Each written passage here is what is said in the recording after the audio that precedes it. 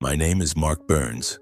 I'm sitting here in my small apartment in Santa Fe, New Mexico, with an old camera by my side and a cold cup of coffee on the table.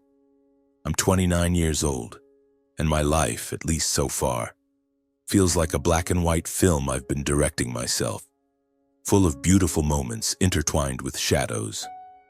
I work as a freelance photographer, which means I wander around capturing images of landscapes, people, and stories that no one else seems to notice. Sometimes it's a sunset over the desert, sometimes the smile of a street child. This job doesn't offer stability, but it gives me freedom, the one thing I crave more than anything else. Santa Fe is where I grew up, a city with red brick streets, ancient adobe houses, and a sky so deeply blue it makes you feel small. It's a place where art and culture blend seamlessly, but for my family it's merely a backdrop for academic achievements. My family is comfortably middle class, not ostentatiously wealthy, but secure enough to never worry about monthly bills. My father, Kenneth Burns, is a renowned university history professor, with a stack of published books and lectures that captivate his students. He always wears a suit even at home, and his voice resonates like an endless presentation. My mother, Paula Burns, is a pediatrician, known throughout the city for her dedication and vast knowledge. She saves children's lives every day, and that fills her with a pride that sometimes makes her forget life isn't just about degrees and titles. Then there's my older brother, Adam Burns, 3 years my senior, a successful lawyer at a big firm in Albuquerque. He's the family's golden child, top of his class since childhood. Graduated law school with honors and now drives a sleek luxury car and wears expensive suits. Our extended family is much the same. Uncles who are engineers, aunts who are researchers, each with at least one PhD framed on their walls. They're proud, I'll admit. Not a crude arrogance, but a subtle smugness, as if the world belongs only to those with advanced degrees. At family gatherings during holidays, they boast about awards, scientific papers, and international conferences. I remember Christmas dinners where everyone sat around the table raising glasses to toast the Burns family's academic tradition. But I'm different. I've always been different, even as a child. I wasn't the kid who spent hours buried in books. Instead, I ran around outside, drew on walls, and daydreamed about adventures. In high school, I got my first camera, a gift from my grandfather, the only person in the family who understood my artistic side. He passed away when I was 16, leaving me with that passion. I didn't pursue a prestigious university like my brother. Instead, I studied photography at a community college and dove into the world of freelancing. I live freely, unburdened by degrees or titles. For me, life is about emotions, about fleeting moments you have to capture before they vanish. I don't need a fixed office or a steady paycheck. I need the freedom to chase my passion. And for that, I'm looked down upon. They call me eccentric, an outsider, words that started as jokes but gradually turned into sharp blades. At family gatherings, I'm always overshadowed.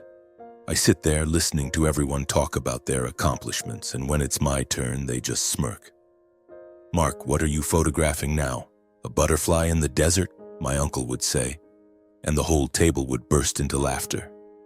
I try to share about my latest project, maybe a photo series about the lives of Navajo people, but they quickly steer the conversation back to my mother's latest research or Adam's big case.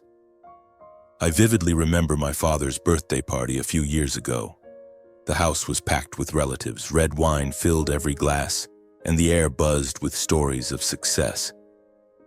My father stood up, raising his glass.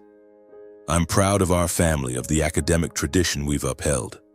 Adam, my son, just won a major case. Paula, my wife, remains the finest doctor, and Mark, you're still taking photos, right?" The room went silent for a second, then erupted in laughter. Adam patted my shoulder, but his smile was laced with mockery. "What's the future in freelancing, Mark? Living off luck, no stable career? You should rethink things, go back and get a proper degree." My mother nodded, adding, "Sweetheart, I'm worried about you. Life isn't about daydreaming. Look at your brother and learn." I stayed silent, as always. I clenched my jaw, swallowed the pain, and focused on my work. But that pain festers, building up day by day. It's like an unhealed wound, bleeding a little every time I come home. I started avoiding family gatherings, making excuses about being busy with projects. But my parents still call, still remind me, "Mark, you need stability, don't disappoint the family." Disappoint?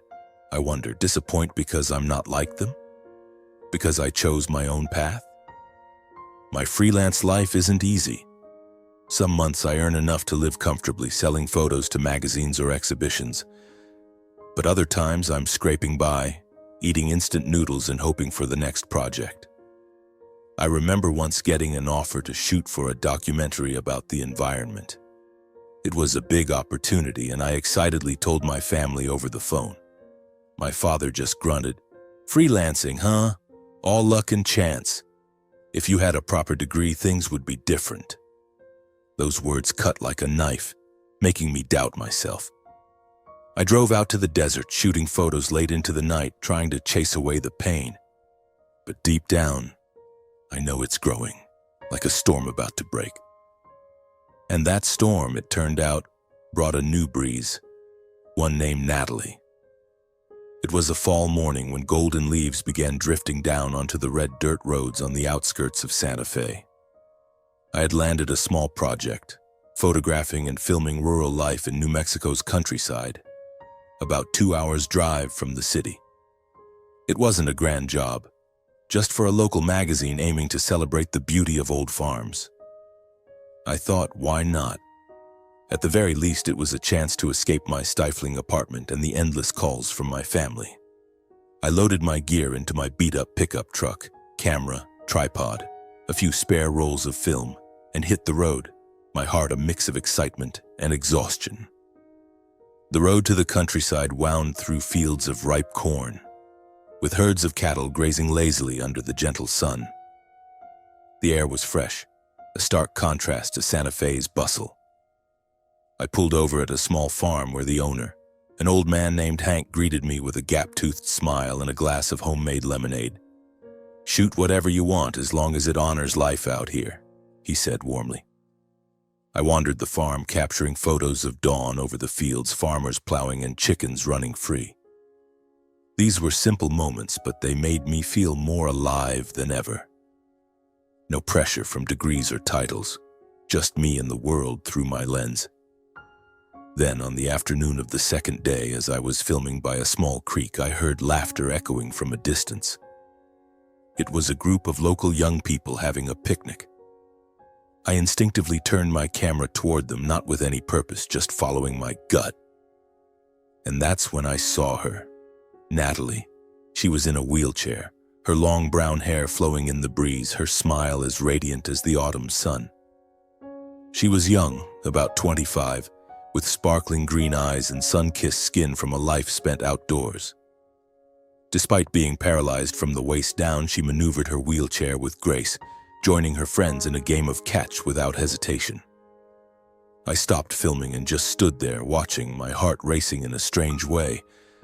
There was something about her optimism shining through every gesture, that drew me in instantly. I hadn't planned to approach her, but Hank introduced us. "This is Natalie Jameson, Clifford's daughter from the farm across the creek. She's the joy of this whole village," he said, clapping me on the shoulder. Natalie turned to me, smiling. "Hey, photographer. Filming us, huh? Hope you don't make us look bad." Her voice was soft, laced with humor, and I laughed, genuinely, for the first time in weeks. We exchanged a few words about the weather, the fields, and then the conversation deepened. She spoke about life in the countryside, growing up in a farming family, helping her parents pick corn as a child, and how, despite a car accident 3 years ago that left her paralyzed, she never stopped dreaming. "Life's like these fields," she said, gesturing around her. "Sometimes it's dry, but the rain always comes." I still believe that. I was captivated by her spirit. It wasn't her looks, though she was naturally beautiful, but her inner strength. Natalie's optimism was infectious, her warmth touched everyone around her, and her resilience made me question why I ever complained about my freelance life. We talked for hours, losing track of time. I shared stories about my work, my travels, and she listened, her eyes lighting up. "That sounds amazing. I've always dreamed of wandering like you, but now this wheelchair's my ride." I felt a pang of sadness, but she brushed it off with a laugh. "Don't worry, I'm used to it. It's made me stronger." The next day, I returned to her family's farm to take more photos. Natalie's family lived simply. Her father, Clifford Jameson, was a tall, weathered farmer tanned by the sun and wind. Her mother, Marilyn Jameson, was a gentle woman who baked homemade bread. They welcomed me like family, inviting me for lunch with fresh garden salad and grilled meat. Natalie wheeled herself out to the yard, pointing out the best spots to shoot. We sat under an ancient oak tree, sharing stories. I opened up about my family, their arrogance, and the pain of being looked down upon. She took my hand. "You're different, and that's wonderful. Don't let them make you doubt yourself." Her words were like a cool stream, soothing the storm inside me. From then on, we saw each other more often. The project lasted a week, but I found excuses to stay longer. We went for walks. I pushed her wheelchair along the dirt paths and talked about our dreams. Natalie wanted to become a teacher, to teach rural kids about art, even though her legs limited her mobility. "I'll find a way," she said, her voice resolute. I was completely drawn to her. It wasn't love at first sight. It grew slowly, like roots sinking deep into the earth. In her, I found the sincerity my family lacked. Our first kiss happened at sunset beside a cornfield, my heart pounding as if it were a moment of destiny. But then doubts began to creep in. Natalie came from a farming family, lived in a remote rural area, and was disabled. I knew my family would disapprove. One evening, as we sat by a campfire, she whispered, "Mark, are you sure? Your family, they'll judge you because of me. A girl in a wheelchair from a farming family, I don't want you to suffer." I held her tighter, a surge of determination rising within me. "You're everything to me. I love you for who you are, not your background or anything else. No matter what my family thinks, I choose you." Those words brought tears to her eyes, and we held each other under a starry sky, filled with hope and apprehension. I remember that night back at my hotel, lying awake. My heart raced, thinking about the future. Would my family accept her? Would they mock me again? But deep down, I knew this was my first true love. Natalie made me feel seen, loved unconditionally. We kept meeting, talking on the phone every night. She sent me photos of flowers she grew. I sent her pictures from my travels. Each meeting intensified the thrill. Longer kisses, sweeter whispers. Once I took her on a private picnic. I pushed her wheelchair through a field, stopping by a small lake. We ate homemade sandwiches, laughing together. Suddenly rain fell and we took shelter under a tree. "This is a perfect moment," she said, resting her head on my shoulder. I felt overwhelming happiness, but the fear of my family's judgment lingered. "I'm scared they'll change you," she admitted. I shook my head. "Never. I've been waiting for you my whole life." The project ended, but our love was just beginning. I drove back to Santa Fe, my heart full of anticipation. I hadn't told my family yet, but I knew a real storm was coming. Natalie was my light, and I'd protect it at all costs. I started spending weekends visiting her. The 2-hour drive became familiar. Each visit revealed more about each other. Natalie shared about her accident, a rainy night, a skidding car, and waking up with no feeling in her legs. "I almost gave up," she said, her voice trembling. "But my parents wouldn't let me fall." I told her about family gatherings, the accumulated pain. She listened, comforting me. "You deserve to be loved, Mark." Our love was honest, selfless. I didn't care about the wheelchair. I loved her soul, but Natalie still worried. "Your family will think I'm dragging you down." I reassured her. "They already think I'm a failure. You're my reward." One afternoon, we sat by the creek hand in hand. Promise me if they disapprove, you won't regret this, she said. My heart tightened. I promise. This is our destiny. The anticipation grew as I thought about introducing her.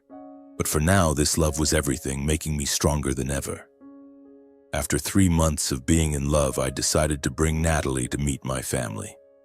It was a late autumn evening, when the air in Santa Fe turned crisp and the hills around my parents' house glowed golden in the sunset. I wanted them to see Natalie not just as a girl in a wheelchair, but as the woman who had changed my life. I called my mother beforehand to tell her I was bringing my girlfriend home. Girlfriend? Her voice over the phone was laced with skepticism. Where did you meet her? What does she do? I took a deep breath, trying to stay calm. Her name's Natalie. She lives in the countryside. She's special. You'll like her, Mom. There was a long pause, then her voice turned cold. All right, bring her. But you know how this family is. I hung up, my heart pounding. I knew exactly how this family is. They would judge Natalie through the lens of degrees, backgrounds, and the standards I'd never met. That day, I drove to Natalie's farm, my heart full of anticipation. She wore a simple blue dress, her hair tied up, her radiant smile unable to hide her nervousness. Are you sure, Mark? She asked as I helped her into the truck. They won't like me. I kissed her forehead. Whether they like you or not doesn't matter. I love you, and that's enough. But deep down, I knew it wouldn't be easy. The drive from the countryside to Santa Fe felt longer than usual, as if every mile stretched my anxiety taut. Natalie held my hand the whole way, softly singing a folk song to ease the tension. But I could feel it. We were both bracing for a battle.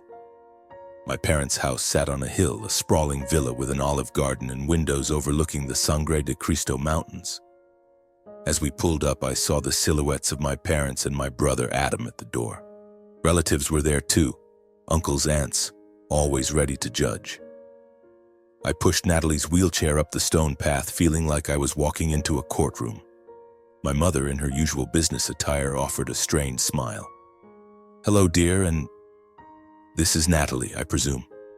My father nodded, but his eyes flicked to her wheelchair, then to me, heavy with doubt. Adam stood there, impeccably dressed in a suit with his usual smirk. We entered the living room where the dining table was set with wine and roasted meat. Relatives filled the seats, their chatter lively, but the atmosphere shifted when Natalie was wheeled in.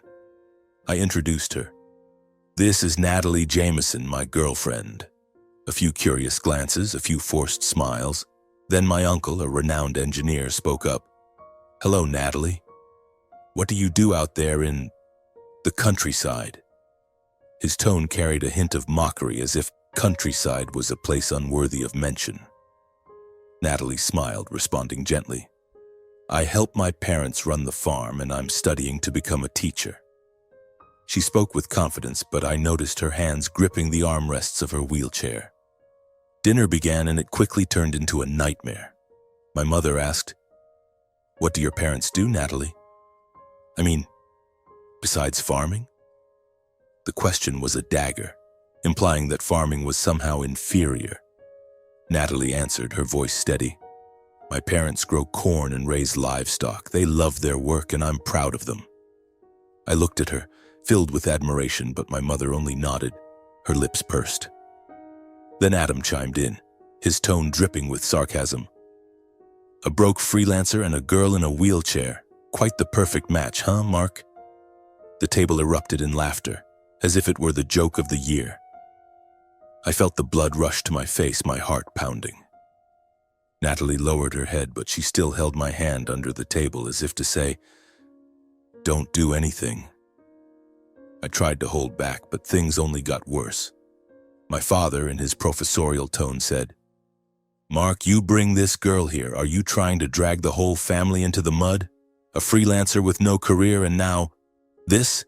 He gestured toward Natalie's wheelchair as if she were a defective object. I saw tears well up in Natalie's eyes, but she kept her strained smile. I wanted to scream, to slam the table, but I just gripped her hand tighter, trying to stay calm. Then my aunt, a researcher, added, Mark, you need to think about your future. This girl from a farming family, disabled. You deserve better. Each word was a knife cutting deep into both me and Natalie.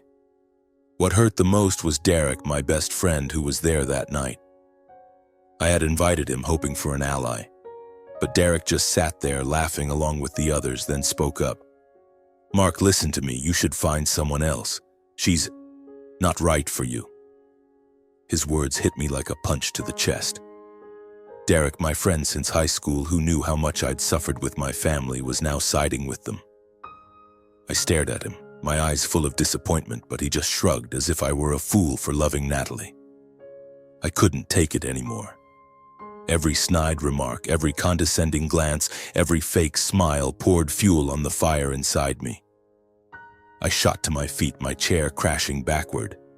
Enough! I shouted, my voice echoing through the room. For the first time, I saw my parents look at me with shock.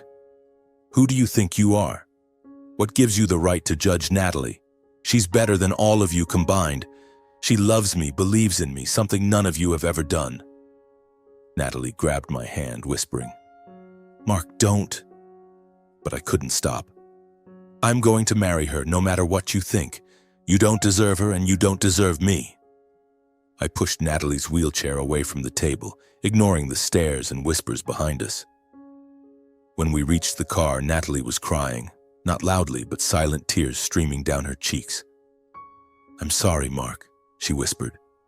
I didn't want you to fight with your family. I knelt in front of her, holding her tightly. No, don't apologize. They're wrong, not you. I love you, and I won't let them hurt you again. But inside, I was in agony. The pain of being scorned by my family, betrayed by my best friend, was suffocating. I drove Natalie home in silence, holding her hand tightly the whole way. That night, I lay on the couch in my apartment, staring at the ceiling, my heart a storm. The image of my family's mocking laughter, Derek's cruel words, and Natalie's tears haunted me. I had promised her, but did I have the strength to face it all? The anticipation made my heart race, as if a new chapter full of challenges and pain was about to unfold. But I knew I wouldn't back down. Natalie was my light, and I would protect her at any cost. A few days later, Natalie called. Her voice was gentle but trembled slightly, as if she were trying to hide the sadness from that horrific evening. Mark, are you free this weekend? She asked. My family's throwing a harvest celebration at the farm. They want to invite you. I hesitated. After what happened with my family, I wasn't sure I was ready to face another crowd. But she continued, They're not like your family. They love each other and they want to meet you. Her words were like a cool stream, soothing the wound in my heart. I'll come, I replied, my voice steadier than I felt. My heart raced, not just from anxiety, but from a spark of hope. Maybe I'd find something different there. The road to Natalie's farm was no longer unfamiliar. I'd driven through those golden cornfields and shimmering creeks dozens of times, but this time it carried a different meaning. I wasn't just going to see Natalie. I was stepping into her world where she believed I'd be welcomed.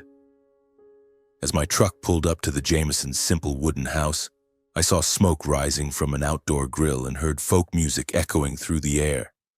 The whole village seemed to be there, suntanned farmers, children running around, and elderly women smiling brightly as they set out homemade bread on tables. The atmosphere was warm and convivial, a stark contrast to the cold formality of my family's living room the other night. Natalie was in the yard, maneuvering her wheelchair through the crowd, chatting animatedly with everyone. When she saw me, she waved, her smile lighting up the scene. "You made it!" she exclaimed, and I felt my heart lighten a little.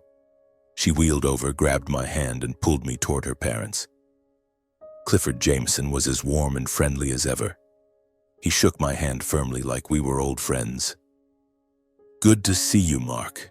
Keeping well, son?" he said, his voice deep and kind. Marilyn stepped out with a tray of freshly baked bread and hugged me.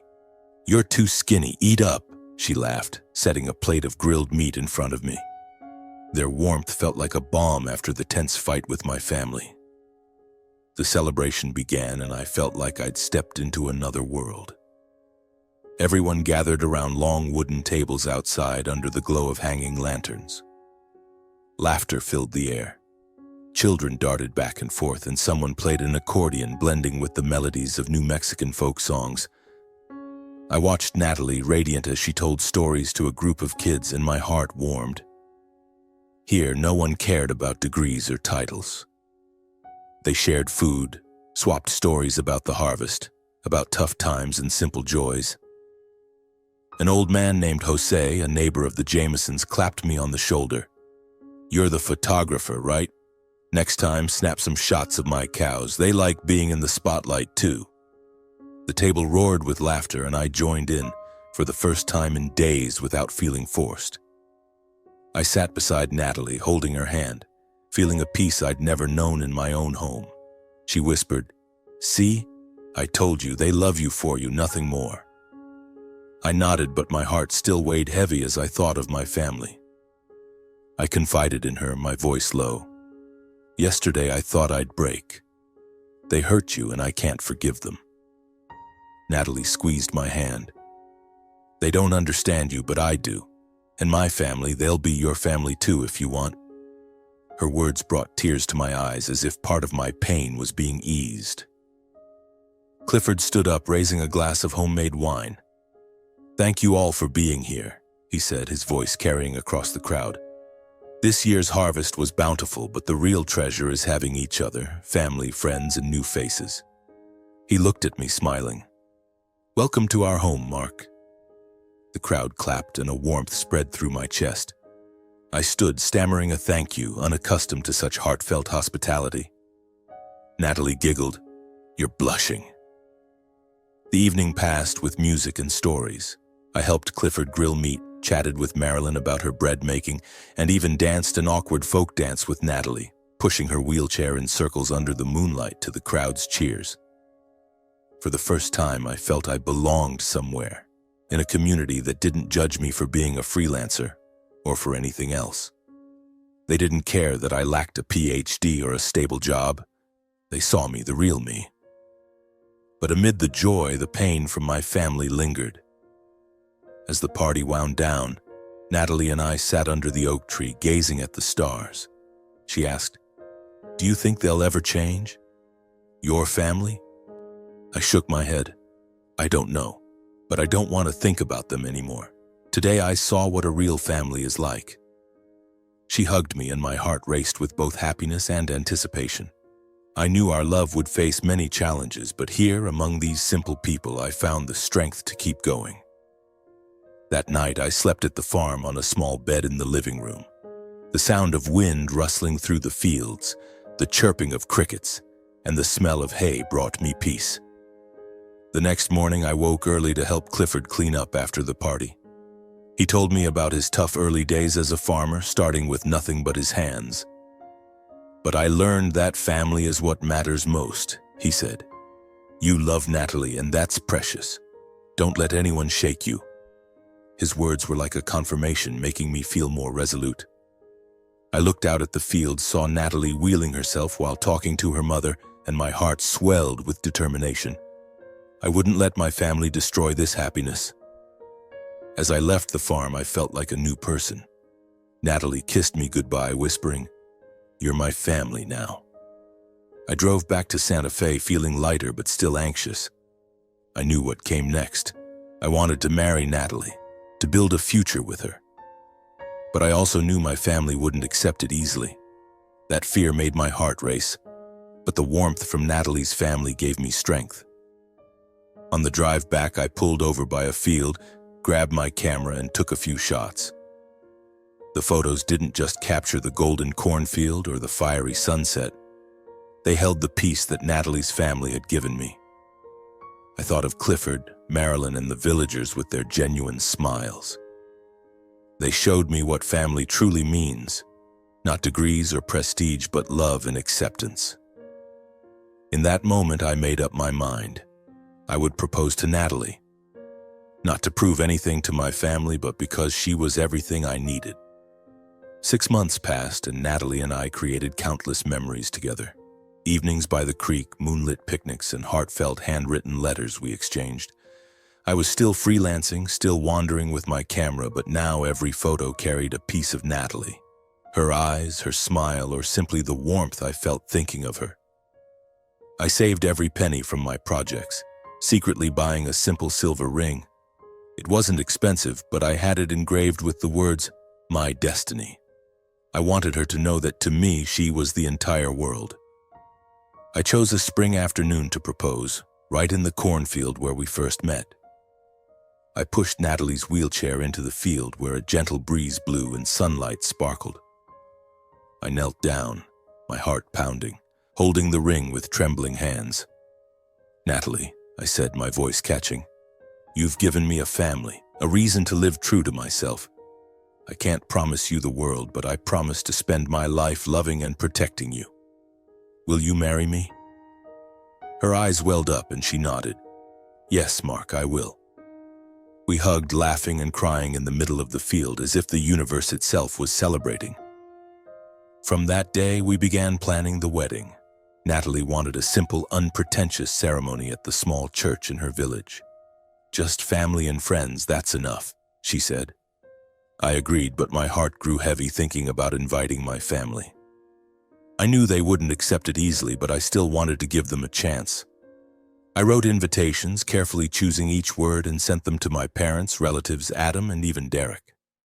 I hoped, even if just a faint glimmer, that they'd come, that they'd see my happiness and change their minds. But my family's response was as cold as I'd expected. My mother called, her tone indifferent. "We'll see if we can make it. You know how busy I am." My father sent a curt text. "Congratulations, Mark. But think carefully." Adam didn't bother replying, just sent a shrugging emoji. I stared at the message, my heart stinging, but I tried not to let Natalie see. She'd already endured enough hurt from my family, and I didn't want her to worry more. Derek was different. He called, his cheerfulness forced. "I'll be your best man, Mark, but are you sure? Marrying her?" I heard the hesitation in his voice, and it unsettled me. I wanted to believe Derek would support me, but deep down, I sensed something ominous. As the days passed, Natalie and I were busy preparing. She chose a simple white wedding dress, and I picked an old but neatly pressed suit. We wrote our vows together, laughing as we imagined our future. But every night alone, I thought about my family. Would they show up? Would they ever look at me with respect? The anticipation kept me awake, my heart racing like before a battle. I wrote in my journal, "They may not come, but Natalie is everything. I won't let them ruin this day." As the wedding day approached, I drove to the farm to meet Natalie's family. They welcomed me like a son, helping us decorate the church. Clifford handcrafted a wooden floral arch, and Marilyn baked a massive wedding cake. The whole village pitched in, bringing food, lanterns, and smiles. I felt love all around me, but the worry about my family lingered. Natalie noticed and took my hand. "Whether they come or not, you have me and my family."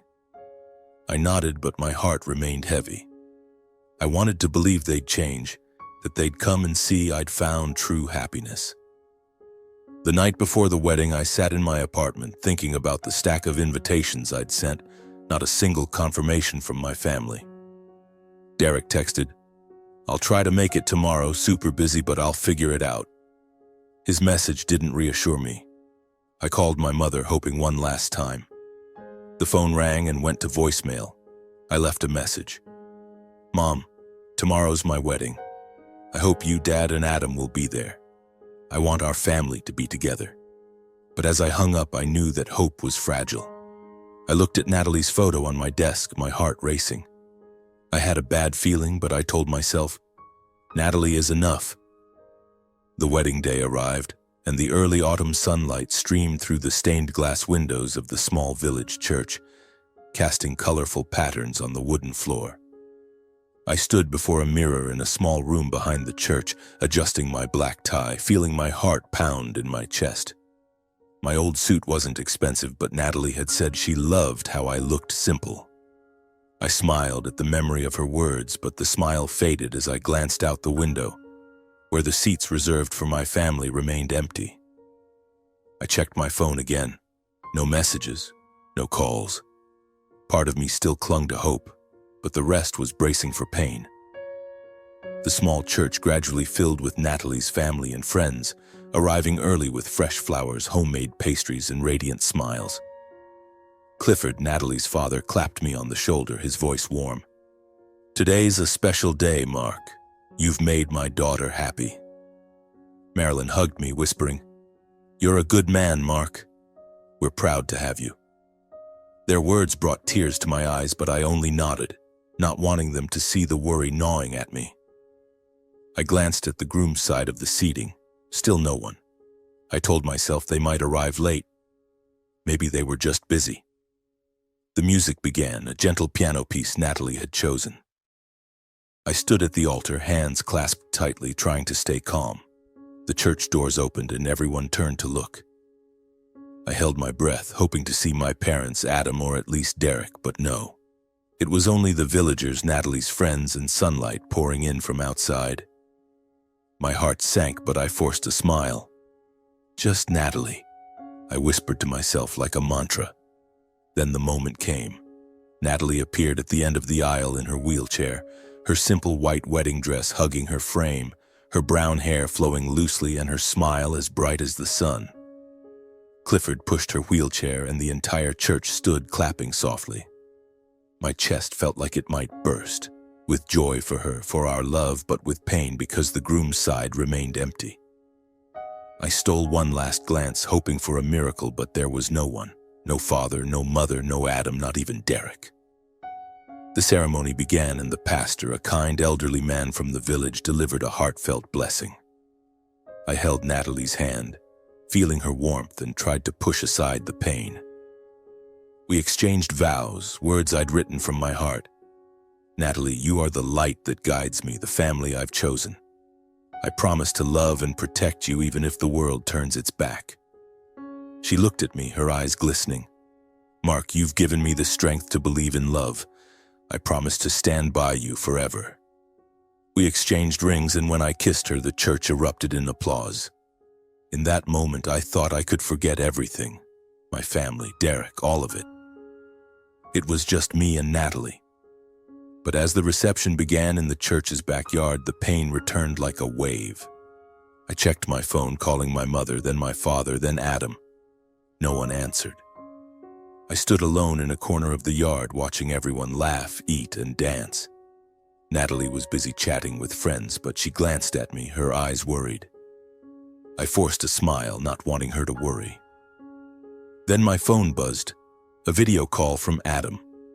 I answered, my heart racing, hoping for a belated congratulations.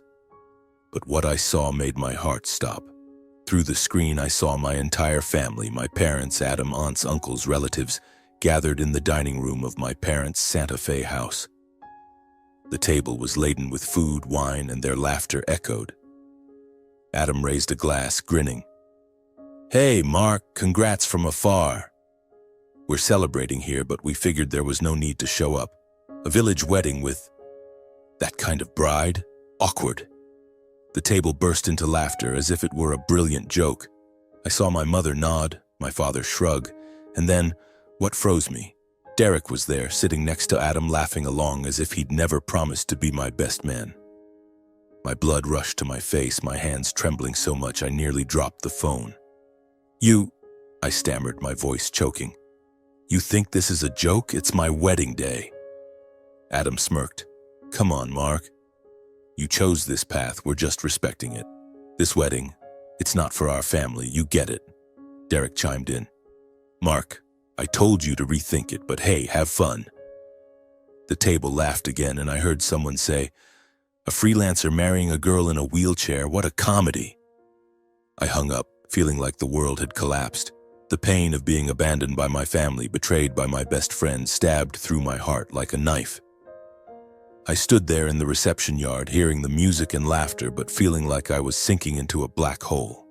I wanted to scream, to drive to Santa Fe and confront them, but my feet felt rooted to the ground. The laughter from the crowd mingled with the accordion's notes, but to me, it felt like echoes from a distant world. I looked down at my hands, still clutching the phone as if it were the final proof of the betrayal I'd just witnessed. My family, my father, mother, Adam, and even Derek had chosen to turn their backs, to mock the most important day of my life. My chest felt crushed, each breath a struggle. Natalie was somewhere in the crowd, but I couldn't bring myself to look at her. I was afraid she'd see me. A failure, a man not even acknowledged by his own family. I stumbled toward the small altar in the yard where we'd just exchanged our vows. Lanterns hung overhead, their warm golden light illuminating the flowers Marilyn had meticulously arranged. But all that beauty couldn't quell the storm inside me. I sank into a chair, head bowed, hands covering my face. The image of my family laughing in the lavish dining room in Santa Fe replayed like a horrific film I couldn't stop. "Congrats from afar," Adam had said, his voice dripping with sarcasm. And Derek, the friend I'd confided in for years, sat there laughing along as if our friendship meant nothing. I felt like a castaway on a deserted island, unwanted and unneeded. I don't know how long I sat there. Maybe just minutes, but it felt like a lifetime. The music stopped, and an unusual silence fell. I looked up, thinking the reception was over, but then I heard clapping, soft at first, then erupting into a thunderous ovation. The crowd began cheering, children giggling, adults shouting. I turned around, my heart pounding, unsure what was happening. And then I saw her, Natalie, my wife, the woman I'd just vowed to love forever. She wasn't in her wheelchair. Natalie stood at the end of the flower-lined path in her pristine white wedding dress, taking slow, steady steps toward me. Her legs moved firmly as if there had never been an accident, never a wheelchair. I froze, mouth agape, my brain unable to process it. This couldn't be real. I blinked, thinking I was dreaming, but she was still there, coming closer, her radiant smile lighting up her face, her green eyes sparkling. The entire yard cheered, as if they'd known this moment was coming, as if it were a secret I alone hadn't been told. Clifford's voice boomed, "Go, my girl, make us proud." Marilyn wiped tears, beaming. But I just stood there, frozen, unable to believe my eyes. Natalie reached me, took my hands, and I felt her warmth, so real it made me tremble. "Mark," she whispered, her voice gentle but strong. "No more sorrow. Everything comes at a price." I looked into her eyes, searching for words, but could only stammer, "Natalie, how are you?" She smiled, pulling me to a nearby chair, and the crowd fell silent, waiting for the story she was about to tell. She began, her voice soft but clear, as if she'd prepared for this moment for a long time. "Mark, I'm sorry for keeping this from you, but I needed to be sure. My father needed to be sure." She glanced at Clifford, who stood nearby, nodding encouragingly. "My father isn't just a farmer. He's Clifford Jameson, a millionaire agricultural tycoon who owns hundreds of acres and a farming empire in New Mexico. But he chooses to live simply, close to the people, because he came from nothing and was once looked down upon." My heart pounded harder, as if the world had turned upside down. Clifford, the tall, weathered farmer with calloused hands. A millionaire? I looked at him, seeing his proud smile. Natalie continued, "A few months ago, I successfully regained the use of my legs. Doctors in Albuquerque helped me walk again, but my father asked me to stay in the wheelchair when I was with you. Not to deceive you, but because he wanted to test your heart. He needed to know you loved me for who I am, not for money or anything else." I listened, dazed, as if lost in a fog. Natalie stood, gripping my hands tighter. "You passed the test, Mark. You loved me when I was in a wheelchair, when I was just a farmer's daughter from a poor family. You stood up for me against your family, even when they belittled us both. You're the honest man my father was looking for." She turned to Clifford, who stepped forward, placing a hand on my shoulder. "You're a fine son-in-law, Mark," he said, his voice warm. "I was once scorned by the world, so I didn't want my daughter to end up with someone who only sees the surface. You proved I was right to trust you." I sat there, my mind reeling.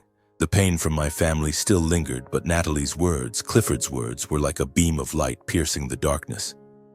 I looked at her, the woman now standing before me, strong and radiant. You can walk," I mumbled, still in disbelief. She laughed, pulling me to my feet. "Yes, and I'll walk beside you for the rest of our lives." The crowd erupted again, cheers and applause filling the air. Before I could react, a group of village youths rushed over, hoisting Natalie and me into the air, tossing us up like a legendary bride and groom. Natalie laughed loudly, clutching my hand, and I laughed too for the first time that day, feeling my heart set free. The reception roared back to life as if no crisis had occurred. Music swelled, people danced, children ran around, and lanterns glowed under the night sky. I watched Natalie now dancing with me, truly dancing with light, graceful steps, and I felt like I was living in a dream. She pulled me into a folk dance, and I followed clumsily, laughing until my cheeks hurt. "You're not mad at me, are you?" she asked, her eyes twinkling. I shook my head, pulling her into an embrace. "How could I be? You're my miracle." The celebration stretched late into the night, and I felt the overwhelming love from Natalie's family and the entire village. They didn't just welcome me, they embraced me as one of their own. Clifford shared more about his journey from a poor boy to a successful entrepreneur who kept a humble heart. Marilyn brought out a fresh tray of bread, insisting I eat more. "A son-in-law needs strength to take care of my daughter." I laughed, feeling like I'd found a true home. That night, as the party wound down, Natalie and I sat on a bench in the yard, gazing at the stars. She told me more about her recovery, the painful days in the hospital, and her dream of walking to dance at our wedding. "I wanted today to be a gift for you," she said, "a surprise to show you that anything is possible." I kissed her, feeling the pain dissolve. "You're the greatest gift," I said, and we laughed, holding each other under the moonlight. I knew our story wasn't over. My family might return, or they might stay distant forever. But now, with Natalie by my side, with the truth about her and her family, I felt stronger than ever. I had passed Clifford's test, and I would keep facing every challenge ahead. Our love was real, and nothing could break it. After the wedding, life with Natalie felt like turning to a new, vibrant page filled with hope. We moved into a small house on the outskirts of Albuquerque, a wedding gift from Clifford. It wasn't a lavish mansion, but it was cozy, with a garden full of flowers and a corner for my camera equipment. Natalie began teaching at a local elementary school, inspiring children with stories of art and resilience. I continued freelancing, but with the support of Natalie's family, I landed bigger projects, from travel photography books to solo exhibitions in Santa Fe. Our life was not only filled with love, but also prosperous, free from the days of instant noodles and bill worries. Our story somehow spread far and wide. A local journalist wrote about our wedding, about the love story of a freelance photographer and a woman thought to be disabled who stood up on her wedding day. The article called us New Mexico's fairy tale romance, and soon larger outlets picked it up. The stories praised my genuine love, Natalie's strength, and the simplicity of her family. I remember the first time we read the article, sitting on the couch giggling as we saw our photo on the front page. But that spotlight also brought other waves. The story of my family, how they turned their backs on my wedding day, their cruel mockery, somehow leaked out. Maybe it was a Santa Fe acquaintance or a friend of Natalie's who overheard that video call. Whatever the source, the internet erupted. Posts began appearing on social media condemning my family. "A prestigious professor who disowns his son for being a freelancer," one person wrote. "The Burns family abandoned their son's wedding because the bride was a farmer? Shameful," another commented. Hashtags like Mark and Natalie and Justice for Mark spread rapidly, accompanied by stories of my family's arrogance. In Santa Fe, the local community turned against them. I heard my mother was no longer invited to the charity events she once led. My father faced questions from students about how he treated me. Adam, always proud of his lawyer reputation, lost clients who didn't want to work with someone who disrespects family. Even Derek, my former best friend, wasn't spared. A post detailed how he sided with my family and his company started receiving negative reviews. I didn't know exactly who was behind those posts, but I suspected it was the natural outrage of those who heard the story. People who saw the injustice in how I was treated. At first, I didn't pay much attention. I was busy living my new life with Natalie, busy photographing, busy loving her. But one afternoon, as I edited photos in my study, my phone buzzed. It was my mother. I hesitated, my heart racing, but answered. "Mark," her voice trembled, no longer cold. "Are you okay? We need to talk." I stayed silent, waiting. She continued, "People are talking about the family online. They're attacking us, and your brother. I can't take it anymore. Can you say something to make them stop?" I felt blood rush to my face, not from anger, but from the rekindled pain. "Mom," I said, my voice calm but firm, "when I needed my family, you, Dad, and Adam chose to abandon me. You mocked me, mocked Natalie on my wedding day. Now you want me to save the family's reputation?" She choked up, and I heard soft sobs through the phone. "Mark, I'm sorry. I didn't know it would come to this." But I shook my head, though she couldn't see. "There's nothing left to say, Mom. You chose your path. Now deal with the consequences." I hung up, my hands trembling. Natalie walked in, now moving freely, and placed a hand on my shoulder. "Was that your mom?" she asked. I nodded, recounting the call. She hugged me, whispering, "You did the right thing. They need to take responsibility for what they did." I nodded, but my heart remained heavy. I didn't want revenge, but I couldn't forgive easily either. They had hurt me, hurt Natalie, and now they faced the repercussions. A few days later, Adam showed up at our doorstep. I opened the door to find him standing there, no longer smug. His suit was wrinkled, his eyes shadowed. "Mark," he said, his voice hoarse, "I was wrong. I shouldn't have done that. I just wanted the family to be proud." I stared at him, feeling like I was looking at a stranger. "Proud?" I asked. "Proud by abandoning me on my wedding day? By mocking my wife?" He lowered his head, silent. "What do you want, Adam?" He mumbled. "I want to make things right. The family's being torn apart online.